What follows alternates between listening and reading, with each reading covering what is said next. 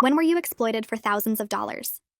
I was driving home from therapy when I heard my own words coming through the car speakers. Sometimes I feel like I'm drowning in my own life, like everyone else got an instruction manual and I'm just pretending I know what I'm doing. I nearly crashed into the car in front of me. Those were the exact words I'd said to Dr. Gordon last week. But the podcast host was talking about an anonymous patient who struggled with imposter syndrome. My hands shook as I pulled over and rewound the episode. The popular psychology podcast was discussing anxiety in high achievers. The host, a practicing therapist, shared composite cases from her practice. But this wasn't a composite. This was me. Every detail matched. My job in marketing. My relationship with my mother. The specific dream I described about missing flights. The host had changed my name to Client B, but nothing else. I searched through previous episodes with growing horror. There I was, 3 months ago, in an episode about relationship anxiety. My exact words about Noah, how he chews too loud, and I didn't know if that was a real issue or me looking for excuses to leave. 2 months before that, an episode on family trauma featuring my story about my sister's wedding. The host never mentioned names or identifying details like locations. But she shared intimate thoughts I'd never told anyone except Dr. Gordon. Things I'd sobbed about on her couch, believing I was in a sacred, confidential space. At my next appointment, I studied Dr. Gordon carefully. She seemed normal, taking notes on her yellow pad like always. When I tested her by making up a completely false story about a coworker, she responded with her usual thoughtful questions. How did that make you feel? I wanted to confront her but needed proof first. The podcast host's voice was different from Dr. Gordon's, lower and smoother. The show notes mentioned she practiced somewhere in the Pacific Northwest, but no specifics. Still, the timing aligned perfectly. Episodes featuring Client B always released 2 weeks after our sessions. I started recording our sessions secretly on my phone. During one appointment, I deliberately used a distinctive phrase. It's like I'm a ghost haunting my own life. Sure enough, 2 weeks later, those exact words came through a podcast episode about dissociation. The evidence was undeniable, but I felt trapped. How do you confront someone who holds all your secrets? Who knows your deepest shames and fears? I started having panic attacks about our sessions, unsure what would become public entertainment next. I tried switching therapists, but Dr. Gordon required a final session for closure. She seemed genuinely sad about my decision, asking if she'd done something wrong. Her concern appeared so real I almost doubted myself. Almost. I just need a different approach, I lied. Of course. I want what's best for you. You've made such wonderful progress. 2 weeks later, the podcast featured an episode about client abandonment. Client B was struggling with trust issues and had abruptly left therapy. The host discussed the therapeutic relationship with such intimate knowledge that listeners commented about feeling like they were in the room. I finally worked up the courage to email the podcast through their website. I wrote that I believed my confidential information was being shared and I would take legal action. The response was swift and corporate. They took privacy seriously, and all cases were completely anonymized composites. But the Client B stories stopped immediately. For months, I listened to each new episode with dread. Nothing about me surfaced. I started to believe it was over until I got a text from my friend Jessica. This is so weird, but there's this podcast talking about someone exactly like you. Same job, same issues with your mom, even that thing about the recurring dream. A different psychology podcast, bigger than the first, was now featuring stories about Patient X. Same details, same timeline, same violations of trust. The host's voice was different again, but the content was unmistakable. I hired a lawyer who specialized in healthcare privacy violations. She found 3 more podcasts featuring my stories. Different hosts, different production companies, but all sharing sessions from Dr. Gordon's couch. Some changed small details. Others shared word-for-word transcripts of my most vulnerable moments. The investigation revealed Dr. Gordon wasn't one person. It was a name used by a collective of therapists who shared patient stories for content, and when I found that out, I was finally ready to go back and confront her. Requested Reads is on Spotify now. Check out link in the description or comments. I picked up my phone 3 times before I actually dialed the therapy office number. My hands kept shaking so hard I had to set the phone down and breathe. When the receptionist answered, I forced my voice to sound normal and told her I needed to schedule an appointment with Dr. Gordon for an urgent matter. She asked if everything was okay, and I said yes, just some things I needed to discuss. She gave me a slot for the following Tuesday at 2 in the afternoon, and I wrote it down even though I knew I'd remember every detail. After I hung up, I sat on the couch staring at the date circled on my calendar, wondering if I was about to validate everything or just make myself look crazy. Noah found me there an hour later, still frozen, still staring. Over the next few days, I pulled out every piece of evidence I'd been collecting. The folder was thick with printed podcast transcripts, my phone recordings, timestamps highlighted in yellow marker. I spread everything across our dining table, and Noah helped me organize it into a timeline. He made a spreadsheet showing the pattern of my appointments on one side and podcast release dates on the other. 2 weeks apart, every single time. We matched up my exact phrases with the podcast quotes, highlighting them in different colors. The ghost haunting my own life phrase was in bright pink. My words about drowning without an instruction manual were in green. The thing about Noah chewing too loud was in blue, which made him laugh even though nothing about this was funny. He printed out everything in chronological order and put it in a 3-ring binder with tabs. The evidence was so clear, so undeniable, that looking at it made my chest tight. This wasn't paranoia or coincidence. This was real and documented and impossible to explain away. The night before the appointment, I couldn't sleep. I lay in bed rehearsing what I'd say, how I'd start the conversation, what I'd do if she denied everything. At 2 a.m, I started crying and couldn't stop. Noah woke up and held me while I sobbed into his shoulder, terrified that confronting her would somehow make everything worse. What if she gaslit me? What if she made me doubt my own evidence? What if she had some explanation that made me look stupid for even thinking this? Noah didn't tell me it would be okay or that everything would work out. He just held me and let me cry until I was too tired to keep going. I finally fell asleep around 4 and woke up 3 hours later feeling like I'd been hit by a truck. Tuesday arrived too fast and too slow at the same time. I got to the office 15 minutes early, clutching the binder against my chest like a shield. The waiting room looked exactly the same as always. Same blue chairs, same magazines on the table, same fake plant in the corner. But it felt completely different now, like a trap I'd walked into voluntarily for months. I sat down in my usual chair and had to focus on my breathing just to stay seated. In for 4 counts, hold for 4, out for 4. My therapist had taught me that technique. The irony wasn't lost on me. Other patients came and went, called back for their appointments, and I wondered if their words would end up in podcasts too. At exactly 2 o'clock, the door opened and Dr. Gordon stood there with her usual warm smile. She looked the same as she always had. Same kind eyes, same professional outfit, same yellow notepad tucked under her arm. For a second, I almost doubted everything. She seemed so genuine, so caring, so much like someone who actually wanted to help people. Then I remembered the spreadsheet and the timeline and the audio clips, and I followed her back to her office. I sat down on the couch where I'd cried so many times, where I'd shared my deepest fears and shames, and I realized this person had never actually cared about helping me heal. I was just content. Just material. Just another story to package and sell. She settled into her chair across from me and asked how I'd been doing. I didn't answer the question. Instead, I said I'd discovered my therapy sessions had been used as podcast content without my consent. My voice came out calmer than I expected. She looked confused and concerned, tilting her head in that therapist way. She asked what I meant, and I could see her shifting into professional mode, probably thinking I was having some kind of break with reality. I opened the binder and pulled out the first set of printed transcripts. I laid them on the coffee table between us and showed her my exact words from our sessions appearing in podcast episodes 2 weeks later. Her face changed. It was subtle, just a small shift in her expression, but I caught it. The warmth disappeared from her eyes and something calculating took its place. She realized I had actual proof, not just suspicions or feelings. She picked up the transcripts and looked at them, and I watched her mind working behind her professional mask. She started explaining that many therapists use composite cases for educational purposes. She said that any similarities were coincidental, that she drew from multiple patients to create examples that protected everyone's privacy. Her voice was smooth and reasonable, the same voice that had talked me through panic attacks. But I was ready for this. I pulled out my phone and played the audio clip of me saying the ghost haunting my own life phrase during one of our recorded sessions. Then I played the podcast clip of that exact same phrase appearing 2 weeks later. She went completely quiet. She set down the transcripts and looked at me differently now, like she was seeing me for the first time. I told her I knew about the other podcasts too. I named them one by one. I explained the pattern was too consistent to be coincidence, that I had documentation of everything. She stood up abruptly, her professional composure cracking. She said we should reschedule this conversation, that she needed time to review her records and consult with colleagues. I stayed seated on the couch.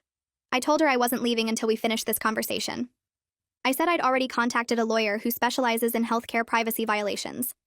Her professional mask slipped completely off her face, She asked me what I wanted, and the question made my stomach turn. She was treating this like a negotiation, like we were discussing a business deal instead of a massive violation of trust and ethics. She actually thought this was something we could work out between us, something that could be fixed with the right words or the right offer. I stood up from that couch and my legs felt weird, but I made them work. I told her she would be hearing from my attorney, and I walked toward the door while she was still trying to come up with something to say. Her mouth opened and closed, but nothing came out, and I didn't wait around to hear what excuse she might finally land on.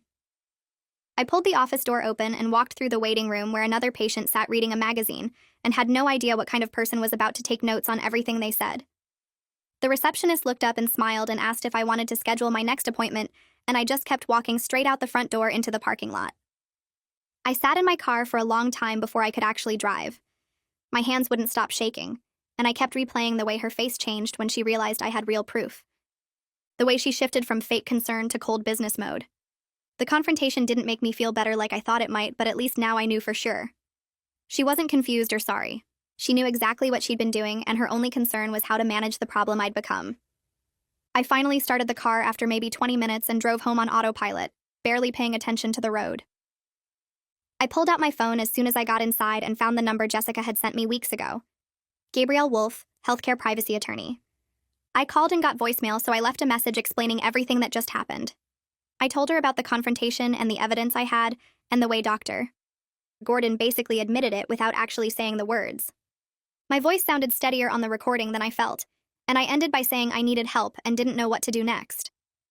I hung up and stared at my phone and felt completely drained. Then it rang less than an hour later, and it was Gabrielle calling back. She said she could meet me the next day at her office downtown, and we could go through everything together. Walking into Gabrielle's office the next afternoon felt different from anything else in the past few months. She was maybe 40 with short dark hair and glasses, and she looked at me like she believed every word I said. Not like I was crazy or confused or making things up. She asked me to tell her the whole story from the beginning, and I did, showing her the transcripts and the recordings and the timeline I'd put together. She listened carefully and took notes, and when I finished, she said what I'd described could break multiple rules about patient privacy. Federal laws and state laws. She used the actual names of the rules, but I can't remember them all now. The important part was that she understood this was serious and real and wrong. Then Gabrielle asked if I was ready for what might be a really long legal process that could get messy and public.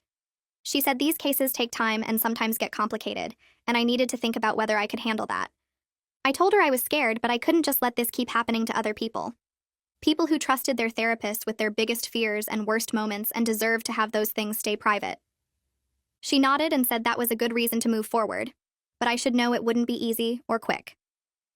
Gabrielle explained we needed to gather more evidence before we could file any official complaints or lawsuits. She said she wanted to bring in someone who knew about technology and data to look at the podcast files and audio patterns. A technical person who could analyze everything and create a report that would hold up if we ended up in court or in front of a licensing board. The whole thing needed to be really thorough and detailed, so nobody could say we were just guessing or making connections that weren't there. 2 days later, I met Nasser Gao at a coffee shop near Gabrielle's office. He was younger than I expected, maybe late 20s, and he had this way of explaining complicated computer stuff that actually made sense. He told me he specialized in data privacy and digital evidence, and he'd worked on cases involving medical records before. He seemed calm and professional, and I felt a little less overwhelmed just talking to him about what he could do to help prove my case. Nasser asked me to send him links to all the podcast episodes I'd found and copies of my session recordings. He said it would take him about a week to go through everything and create a detailed report. Over the next 7 days, I tried not to think about it constantly, but it was hard. I kept checking my email, waiting for results. Finally, Nasser sent a document that was like 30 pages long showing that every episode featuring Client B or Patient X came out exactly 2 weeks after my appointments with Dr. Gordon. The dates lined up perfectly over and over again. He'd made charts and graphs that showed the pattern so clearly that anyone looking at it would see the connection wasn't random. But Nasser didn't stop there. He also did this thing where he analyzed the actual audio from the podcasts and compared it to my speech patterns. The way I put words together and the specific phrases I use and my rhythm when I talk. He found all these matches that showed the podcast content wasn't just similar to what I'd said, but was actually based on my exact words and speaking style. He wrote that the chance of this being a coincidence was basically zero. When Gabrielle saw the report, she said it made our case a lot stronger because now we had numbers and data backing up what I'd been saying. Gabrielle filed a formal complaint with the state licensing board about a month after I first met with her. The complaint named Dr. Gordon specifically, and asked them to investigate whether she'd broken the rules about keeping patient information private. Gabriel warned me that licensing boards move really slowly, and I should get ready for this to take months before anything actually happened. I felt disappointed that it wouldn't be over quickly, but also relieved that at least something official was finally happening. I spent the next week trying to focus at work, but my mind kept drifting to what details might show up in the next episode. I sat at my desk staring at spreadsheets that needed updating and couldn't remember what numbers I was supposed to enter. My manager called me into her office on Thursday afternoon and asked if everything was okay. She said she'd noticed some unusual mistakes in my reports and wanted to check in. I told her I was dealing with a personal legal situation that was causing me stress but didn't go into specifics. She nodded and said she understood, then mentioned our employee assistance program offered counseling services if I needed support. The suggestion made me want to laugh because therapy was exactly what got me into this mess in the first place. I thanked her and said I'd think about it, then went back to my desk and tried to concentrate on the work piling up around me. 3 days later, my phone rang with an unfamiliar number. The man on the other end introduced himself as Mitch Cisneros from the State Licensing Board. His voice sounded professional but kind as he explained he'd been assigned to investigate my complaint. He said he'd handled similar cases involving therapist misconduct before and wanted to schedule a time to interview me about my experience. We set up a meeting for the following Tuesday at his office downtown. I hung up feeling both relieved that someone was taking this seriously and nervous about having to relive everything again for an official investigation. The interview with Mitch took almost 3 hours. He had me walk through every detail from the first time I heard my words on the podcast to finding out about the collective. He took careful notes on a yellow legal pad and asked follow-up questions about specific episodes and dates. He explained that the board would need to interview the person using the name Gordon and potentially subpoena records from the podcast networks to verify the timeline. I showed him Nasser's report with all the data and charts, and he spent a long time studying the patterns. When I asked how long the investigation would take, he was honest that these things usually ran 6 months to a year. He said outcomes varied a lot depending on what the evidence ultimately proved and how cooperative the therapist was during the process. Some lost their licenses completely while others got minor sanctions like required supervision or ethics training. I left his office feeling drained but glad that at least the official process was moving forward. The next week, an envelope arrived at my apartment with a return address from a law firm I didn't recognize. Inside was a cease and desist letter from one of the podcast networks claiming I was making false and defamatory statements about their content sourcing practices. The legal language was aggressive and threatening, saying they would pursue damages if I continued spreading lies about their show. My hands shook as I read it, and I immediately forwarded a photo to Gabrielle. She called me back within an hour and said she'd expected this kind of response. She explained that truth is an absolute defense to defamation, and we had the evidence to back up everything I'd said. She drafted a response letter that was calm but firm, laying out the facts and making it clear we weren't backing down. The legal posturing made me feel sick to my stomach. I'd hoped maybe once the complaint was filed, someone would just admit what happened and try to make it right. Instead, it was turning into a real fight with lawyers and threats, and corporate protection of reputation over patient safety. Noah found me crying in the bathroom that night and sat down on the floor next to me. He reminded me that we knew this wouldn't be easy, and that the networks had a lot to lose if the truth came out. I leaned against him and tried to believe that pushing through all this would be worth it in the end. 2 days later, I was at the grocery store picking up milk and bread when I heard a podcast playing over the store's audio system. It wasn't one of the shows that featured my content, but just the sound of any podcast host's smooth, professional voice made my chest tighten. I abandoned my cart in the middle of the aisle and walked quickly toward the exit. My pulse was racing so fast I thought I might pass out right there between the produce section and the checkout lanes. I sat in my car for 15 minutes doing the breathing exercises Rena had taught me, trying to calm down enough to drive home safely. That panic attack pushed me to finally commit to finding a new therapist. I'd been putting it off because the idea of trusting anyone in that role again felt impossible. Jessica had been recommending someone named Rena Fisher for weeks, saying she specialized in trauma and had a solid reputation for being ethical and careful with boundaries. I looked up Rena's website and read through her policies about confidentiality and informed consent. Everything seemed thorough and professional, but I was still terrified when I called to schedule my first appointment. The whole drive to her office, I kept thinking about turning around and canceling. Rena's office was in a different building than where I'd seen Gordon, which helped a little. When she called me back to her room, I sat down on the edge of the couch and couldn't make myself relax. She noticed my tension right away and asked what would help me feel safer in the space. I told her about what happened with my previous therapist and how I was having trouble trusting anyone now. She listened carefully and then pulled out her informed consent documents, going through each section with me. She explained exactly how she maintained confidentiality, what the legal limits were, and the specific circumstances under which she would ever share information. She showed me where she stored her notes and said I could review her documentation practices anytime I wanted. Her willingness to be completely transparent about everything helped more than I expected. By the end of the session, I still felt guarded, but at least I could imagine coming back next week. That evening, Noah came home from work and found me sitting at the kitchen table surrounded by printed legal documents. He set down his bag and asked how therapy went. I told him it was fine, but my mind was elsewhere. He heated up leftovers while I stared at the complaint paperwork Gabrielle had sent over. We ate in silence for a few minutes before he finally said, "Maybe I should think about accepting a settlement if one got offered, just to end all the stress and move forward with my life." I put down my fork and stared at him. He kept talking about how this was eating me alive and maybe it wasn't worth destroying myself over. I felt something snap inside me. I asked if he seriously thought I should just take some money and pretend this never happened. He said he was worried about me and that watching me suffer every day was killing him too.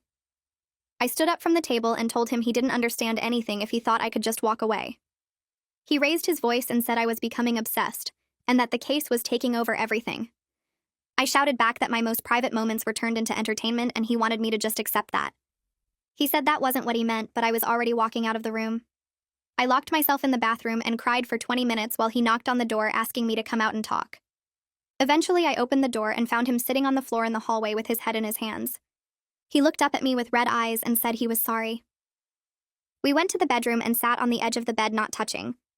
He told me he was scared of losing me to this whole thing, that I was disappearing into the case and he didn't know how to help or if I even wanted his help anymore. I took a shaky breath and explained that giving up now would mean accepting that what happened to me was okay, that my vulnerability was just content someone could profit from. He listened without interrupting, and when I finished, he reached for my hand. He said he finally understood why I needed to see this through, even if it was hard to watch. We sat there holding hands in the quiet, and I felt the knot in my chest loosen slightly. He promised to stop suggesting I quit, and I promised to try not to shut him out when things got overwhelming. 3 days later, I got an email from someone named Robin Caldwell, who said she was an investigative journalist. She'd heard about my case through sources in the mental health community and wanted to discuss the broader issue of therapists using patient stories for content. My stomach dropped when I read it. The last thing I needed was my situation becoming a news story with my name attached. I immediately forwarded the email to Gabrielle and asked what I should do. She called me within the hour and said media attention could actually help, but only if we controlled how and when the story came out. She suggested I meet with Robin but make no promises until we saw how the licensing board investigation was going. I felt sick at the idea of talking to a journalist, but Gabrielle reminded me that exposing the pattern might protect other people. I agreed to meet Robin at a coffee shop downtown the following week. She was already there when I arrived, sitting at a corner table with a notebook. She stood up when she saw me and immediately said she would never use my name or any details that could identify me without my explicit permission. That helped calm my nerves a little. We sat down and she explained she wasn't interested in making me the story. She wanted to investigate the system that allowed this to happen. I asked her why she cared, and she said she'd been tracking a disturbing trend in therapy podcasts for months. Too many stories sounded too specific to be the composites therapists claimed they were. She suspected there were more cases like mine where the anonymization was barely surface level. I sipped my coffee and studied her face, trying to decide if I could trust her. She seemed genuine, but I'd trusted Dr. Gordon too. Robin pulled out her tablet and showed me notes she'd compiled on various therapy podcasts. She'd found patterns in how certain shows sourced their content, and noticed several that seemed to share similar detailed cases across different hosts. She wanted to know if this was just a few bad therapists, or if there was something more organized happening. I told her about the multiple podcasts featuring my sessions and how they all had different hosts but identical content. Her eyes widened and she started typing notes rapidly. She asked if I'd be willing to share more details off the record so she could understand the scope. I said I needed to check with my lawyer first, but that I appreciated her taking this seriously. Over the next few weeks, Nasser called me with an update that made my blood run cold. He'd been digging into the backgrounds of the different podcast hosts and found something disturbing. They all had connections to the same production company based in Seattle. The company produced content for multiple networks and seemed to coordinate across different shows. It wasn't just Dr. Gordon acting alone. This looked like an organized operation where therapists fed patient stories to producers who then distributed them across various podcasts. Nasser sent me a diagram showing all the connections, and I stared at it feeling dizzy. The The violation was so much bigger than I'd realized. Gabrielle moved quickly after getting Nasser's findings. She drafted formal preservation letters and sent them to every podcast network and production company we'd identified. The letters demanded they keep all records related to how they sourced their therapy content. Some networks responded right away through their legal teams saying they would comply. Others pushed back, claiming their content creation process was proprietary information. Gabrielle wasn't surprised and said the resistance actually suggested they had something to hide. She filed motions to compel the reluctant companies to produce documents.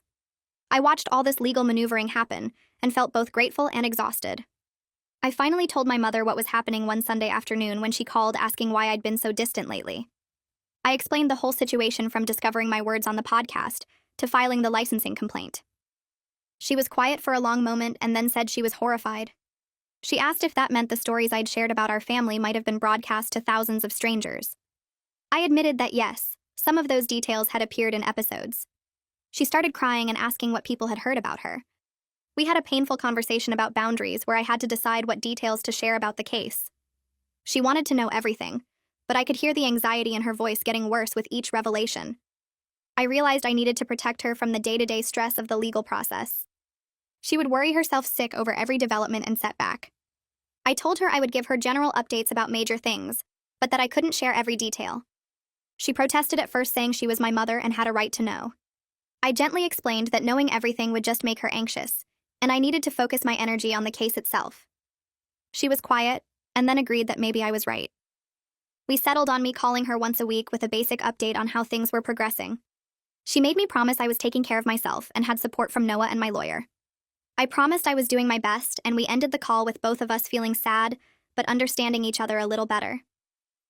3 months passed in a blur of waiting and worrying before Mitch finally called with an update. I was at work when my phone rang, and I stepped into an empty conference room to take it. He told me the licensing board had issued subpoenas for all of Dr. Gordon's session records and for production documents from the podcast networks. His voice sounded almost pleased when he explained that her attorney was fighting the subpoenas hard, which actually made her look worse to the board. I asked why that mattered, and he said that innocent people usually cooperate with investigations, while guilty people try to hide evidence. The fight over the subpoenas was taking extra time, but it also signaled that she knew those documents would be damaging. I thanked him and sat in that conference room for 10 more minutes just staring at the wall, feeling both hopeful and drained. 2 days later, Nasser sent me an email asking if I could come by his office to review his final analysis. I took a long lunch break and met him in a small office building downtown where he worked. He had printed out charts and graphs that looked like something from a crime show, all color-coded and connected with lines. He walked me through each finding and explained that he had matched my therapy appointment calendar against the publication dates of every podcast episode that featured my stories. The pattern was so clear it almost looked fake. Every single episode appeared exactly 2 weeks after a corresponding session, with no exceptions across 18 months of data.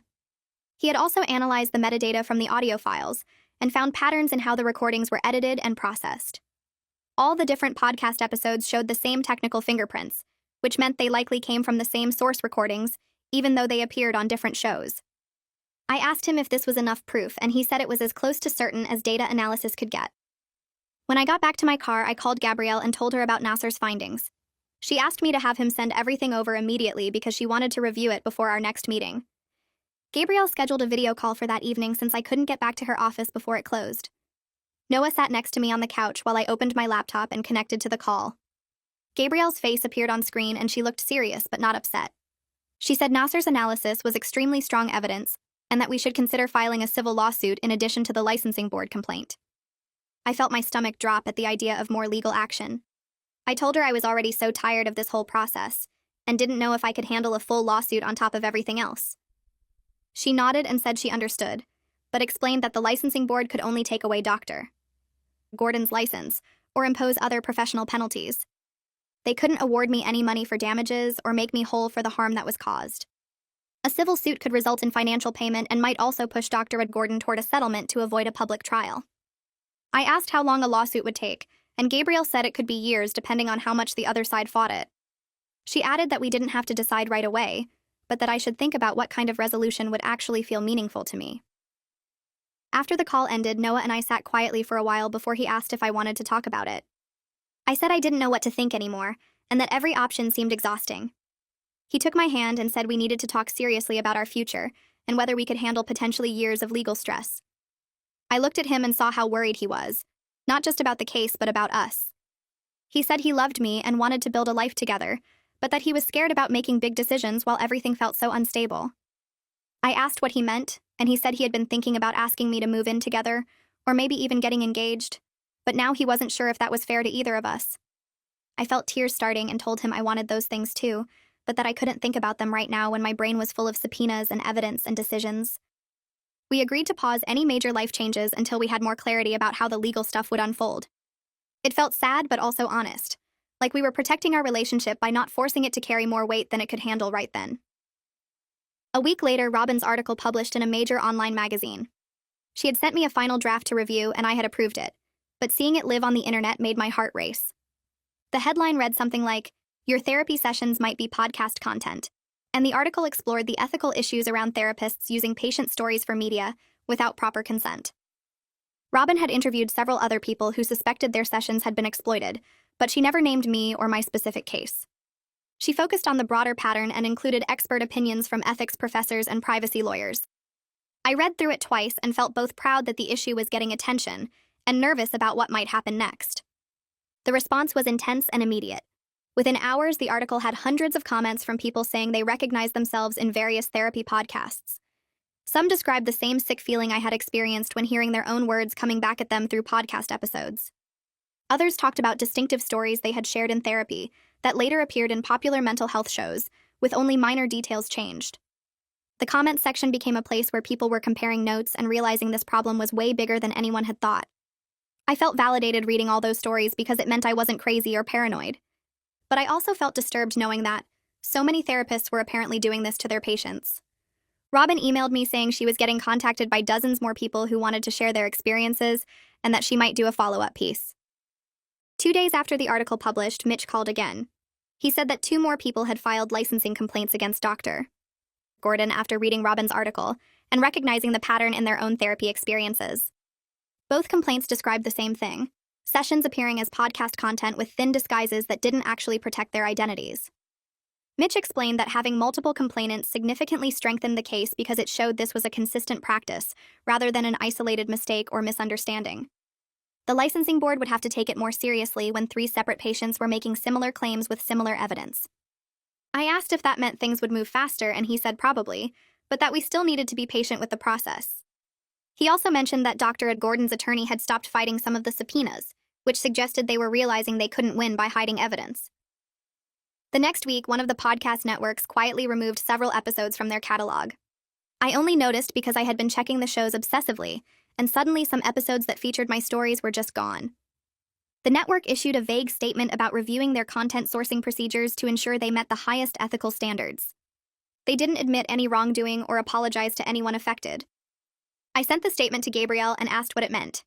She said the removal was basically an admission that something was wrong with those episodes, even if they wouldn't say it directly. Companies don't pull content and issue statements like that unless their lawyers told them they had a problem. She seemed pleased about it and said it would help our case if we did end up filing a civil suit. Then Dr. Gordon's attorney reached out to Gabrielle with a settlement offer. Gabrielle called me to discuss it before responding. The offer included a small amount of money, something like $15,000, and a non-disclosure agreement that would prevent me from talking about the case publicly. I would have to agree not to discuss Dr. Gordon, the podcasts, or any details of what happened in any public forum, including social media. In exchange, Dr. Gordon would pay the money and agree not to contest the licensing board's findings. I felt angry just hearing the terms because $15,000 seemed like nothing compared to the violation, and the NDA felt like hush money. Gabrielle said she had expected something like this and that we didn't have to accept it. She walked me through the pros and cons of accepting versus rejecting the offer. Taking it would end the uncertainty and stress of ongoing legal proceedings. I would get some money and could move on with my life knowing that Dr. Gordon's license was in jeopardy regardless. But accepting would also mean I could never talk publicly about what happened to me. If someone asked about the case or if Robin wanted to interview me for a follow-up article, I would have to stay silent or risk violating the agreement. Gabrielle pointed out that the NDA would also potentially allow the practice to continue with other therapists, because I couldn't warn people or advocate for better protections. Rejecting the offer meant continuing with both the licensing complaint and possibly filing a civil lawsuit, which could take years and put me through depositions and maybe even a trial. but it would also mean keeping my voice and my ability to speak about this issue that clearly affected way more people than just me. Gabrielle said she couldn't tell me what to do because it was my life and my choice, but that I should take time to really think about what kind of resolution would let me sleep at night. I spent 2 days thinking about what Gabrielle said before I called her back with my answer. I told her no to the settlement because the idea of signing something that stopped me from ever talking about this made me feel sick. She said she expected that, and we would move forward with both the licensing complaint and start preparing a civil lawsuit. The next week, I scheduled a meeting with my HR manager to request formal accommodations for my anxiety. I brought a letter from Rena explaining that I needed flexible hours and the ability to work from home sometimes because of ongoing medical treatment. My manager read the letter and asked a few basic questions about what I needed. She approved everything without making it weird or asking for details I didn't want to share. After that, she stopped commenting when I left early or worked remotely, and the pressure at work got better. I could focus on my actual job instead of constantly worrying about explaining my absences or covering up why I was distracted. My sessions with Rena shifted to focus on managing the stress of the legal process without letting it take over my whole life. She taught me grounding techniques for when I felt panic starting. We worked on identifying the difference between spiraling into anxiety about things I couldn't control versus responding appropriately to actual developments in the case. She had me practice noticing physical signs that I was getting overwhelmed, like my chest getting tight or my thoughts racing in circles. Then we developed specific strategies I could use in those moments, like counting objects in the room or pressing my feet firmly into the floor. It helped me feel less out of control, even though the situation itself was still stressful and uncertain. 3.5 months went by with regular updates from Gabrielle about subpoenas and document requests and legal back and forth that felt endless. Then Mitch called to say the licensing board had scheduled a preliminary hearing to decide if there was enough evidence to move forward with formal action against Dr. Gordon's license. The hearing was set for 6 weeks out. Gabrielle started preparing me to testify in front of the board panel about what happened and how it affected me. We met twice to go over the kinds of questions they would ask and how to answer clearly without getting too emotional or going off track. She explained that my testimony was crucial because it put a human face on the violation and showed real harm rather than just technical rule breaking. The night before the hearing, I met Gabrielle at her office and Noah came with me for support. We practiced my testimony for 2 hours. Gabrielle played the role of different board members and asked me questions while Noah sat in the corner taking notes about things that seemed unclear or confusing. I kept stumbling over my words and feeling my throat close up when I tried to describe the moment I first heard my own words on the podcast. Gabrielle stopped me and reminded me that my voice and my experience were the most powerful evidence we had. She said the board needed to hear directly from me what it felt like to have my trust violated that way. By the end of the practice session, I could get through the main points without breaking down completely, but I still felt terrified about doing it in front of actual people who would be judging whether I was credible. The hearing was held in a conference room at the licensing board offices. I arrived early with Gabrielle and we sat at a table facing a long table where 5 board members would sit. Dr. Gordon came in 10 minutes later with her attorney and sat at a table on the opposite side of the room. I looked at her for the first time since our confrontation in her office. She looked smaller than I remembered, and older somehow. Her face was tight and she wouldn't make eye contact with me. I realized she was just a regular person who made terrible choices and now had to face what she did. That helped a little bit because she seemed less powerful and scary than she had felt in my head for months. The board chair called the hearing to order and explained the process. I would testify first about my experience. Then Dr. Gordon's attorney would present her defense. Then Gabrielle would present our evidence. Then the board would ask questions. My hands shook as I was sworn in, and I had to grip the edge of the table to steady myself. I testified about hearing my exact words coming through the car speakers. I described checking old episodes and finding myself over and over across multiple podcasts. I talked about the panic attacks and the betrayal of realizing someone I trusted with my deepest fears had turned them into entertainment. I explained how it affected my ability to work and trust anyone and function normally. My voice shook the whole time, but I got through it without crying or losing my train of thought. When I finished, Gabrielle gave me a small nod, and I felt like I had accomplished something important just by speaking up. Dr. Gordon's attorney stood up and argued that his client was creating educational content to help other people understand mental health issues. He said all the cases were composites that combined details from multiple patients to protect individual identities. He claimed that any similarities between my experience and the podcast content were either coincidental or the result of common themes that lots of people in therapy discuss. He suggested that I was pattern matching and seeing myself in generic descriptions that could apply to many people. He made it sound like I was being oversensitive or paranoid about normal professional practices.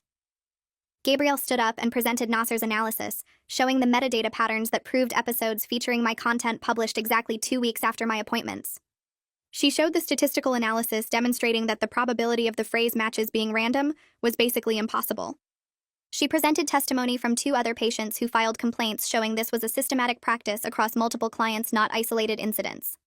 She walked the board through specific examples of verbatim phrases that appeared in both my session recordings and podcast transcripts. The evidence was overwhelming and detailed and made Dr. Gordon's attorney's explanations sound weak and dishonest. The board chair looked directly at Dr. Gordon and asked her to respond to a direct question about whether she used patient session content for podcast material. Dr. Gordon's face went red and she looked at her attorney before answering. She admitted to drawing inspiration from her cases but insisted everything was composited and anonymized according to ethical guidelines. She said she believed she was following proper procedures to protect patient identity, while also educating the public about mental health. The board members looked skeptical and started asking follow-up questions about her specific anonymization process and whether she ever got explicit consent from patients to use their stories even in composite form. Dr. Gordon shifted in her seat and her face got red when one board member asked her to explain how the exact phrase about being a ghost haunting my own life could appear in both my recording and a podcast if everything was properly composited. She said that certain phrases resonate across many patients, and that sometimes people use similar language when describing dissociation. The board member pulled out a printed transcript and read 3 more verbatim matches, asking if she really expected them to believe that was coincidence. Dr. Gordon's attorney tried to interrupt, but the board chair told him to let his client answer. She claimed that patients sometimes misremember what they actually said in sessions, and might think they used specific words when they really used more general descriptions. 2 of the board members actually leaned back in their chairs with their arms crossed, and I could tell they weren't buying any of this. One asked if she kept detailed session notes that would show what patients actually said versus what appeared in podcasts. Dr. Gordon said her notes were confidential and protected by privacy laws, which made the board chair raise his eyebrows and say that she was claiming privacy protection while being investigated for privacy violations. The room got really quiet after that, and Dr. Gordon just stared at her hands. The board chair thanked everyone for their testimony and said the panel would review all evidence and deliberate before issuing a decision within 30 days. He explained that both parties would receive written notification of their findings and any recommended disciplinary actions. Gabrielle packed up her folders and gave me a small nod as we stood to leave. Outside the hearing room, she told me it went as well as we could have hoped, and that the board members clearly had serious concerns about Dr. Gordon's explanations. I felt completely empty and drained, like someone had pulled a plug and let all my energy run out. The whole thing took 3 hours, but it felt like 3 days. Noah was waiting in the parking lot, and I fell apart the second I got in the car, crying so hard I couldn't catch my breath. He just held me and didn't try to make me talk about it until I was ready. That night I couldn't sleep and kept replaying every moment, wondering if I said the right things, or if the board would somehow decide I was overreacting. Gabrielle texted me the next morning reminding me that we presented strong evidence and now we had to wait for the process to work. 2 weeks felt like 2 years, but finally I got a call from Gabrielle saying the board issued their interim decision. My hands shook so bad I almost dropped my phone. She said they voted to suspend Dr. Gordon's license pending the completion of a full investigation. It wasn't a final resolution, but it meant she couldn't practice therapy or see patients while they continued looking into everything. Gabrielle explained this was actually a big deal because interim suspensions only happen when the board believes there's serious risk to public safety. I asked what happens next, and she said the full investigation could take several more months, but at least no one else would be hurt by Dr. Gordon while that process played out. I called Noah at work and told him, and he actually cheered loud enough that his coworkers probably heard. For the first time in months, I felt like maybe I did the right thing by coming forward instead of just disappearing and trying to forget about it. That night, I slept through without waking up in a panic for the first time since this whole thing started. The suspension made the local news in the mental health community and several websites that cover therapy ethics and licensing issues. My name wasn't mentioned because complaints are supposed to be private, but people in the therapy world knew something big happened. I started getting messages through social media from people I didn't know, thanking me for coming forward and saying they heard about the case. Some shared their own stories about therapists who crossed boundaries or violated trust in different ways. One woman told me her therapist posted about their sessions on Instagram, with just barely enough details changed that the woman's friends recognized the stories. Another person said their therapist used session content for a book without permission, and only changed the name. I read every single message and realized this problem is way more common than I thought. Therapists treating patient stories like content they own instead of private information they're trusted to protect. It made me feel less alone, but also more angry that this keeps happening, and most people don't have the energy or resources to fight back. Robin reached out 3 days after the news broke, sending me a careful email asking if I'd be willing to talk about possibly writing a follow-up piece. She said she understood if I wasn't ready, but thought there might be value in an anonymous first-person account that could help other people recognize when their own therapists might be crossing lines. I felt scared about more publicity, even if my name stayed private. I forwarded Robin's email to Gabrielle and asked what she thought. Gabrielle called me that evening and said media attention could actually be valuable if we were really careful about protecting my identity and making sure I controlled exactly what got shared. She said it could put pressure on the therapy licensing system to take these violations more seriously and might encourage other people to come forward with their own complaints. I told her I needed to think about it and talk to Noah and Rena before deciding anything. After talking it through with everyone I trusted, I agreed to work with Robin on a piece that would tell my story without revealing who I was. We met at a coffee shop far from my neighborhood, and I brought Gabrielle with me to make sure we set clear boundaries from the start. Robin was respectful and understanding, letting me review every single draft before anything moved forward. She asked questions about my experience but never pushed when I said something felt too identifying or personal to include. We worked on the piece for 2 weeks, going back and forth on language and details. Robin helped me figure out how to describe what happened in a way that felt true to my experience but protected my privacy.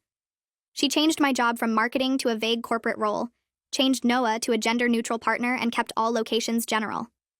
Reading the drafts was hard because it brought everything back up, but it also felt good to have my story told in my own words instead of having it stolen and twisted for someone else's content. Gabrielle reviewed the final version and said it struck the right balance between being powerful and being safe. The article went live on a Thursday morning, and by that afternoon it had hundreds of comments and shares.